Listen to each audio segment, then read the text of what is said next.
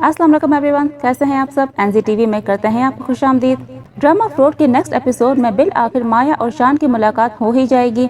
होगा कुछ ऐसे कि शान की माँ अपनी बेटी के लिए माया को ड्रेस डिजाइन करने का कहेगी। माया उसका ड्रेस रेडी करके बुटीक पर ले जाएगी, मगर शान की माँ माया को घर आकर ड्रेस देने का कहेगी, जिस पर माया ड्रेस लेकर घर जाएगी और जैसे ही कमरे में दाखिल होने लगेगी माया की टक्कर शान से हो जाएगी। दूसरी तरफ शान की बहन को माया का डिजाइन किया हुआ ड्रेस बहुत पसंद आएगा और वो ड्रेस देखकर खुश हो जाएगी। साथ ही शजी एक शानदार घर किराए पर लेगा और फिर शान की बहन को उस घर में इनवाइट करेगा और उसको इम्प्रेस करने के लिए घर में ढेर सारी पेंटिंग्स लगा देगा और फिर आगे की प्लानिंग का पूछेगा, मतलब शादी का, जिस पर शान की बहन सोचने का कहेगी। तो शजी कहेगा कि प्यार के मामले में दिमाग से नहीं बल्कि दिल से सोचना चाहिए, जिस पर शान की बहन कहेगी कि दिल तो आप ही के फेवर में है।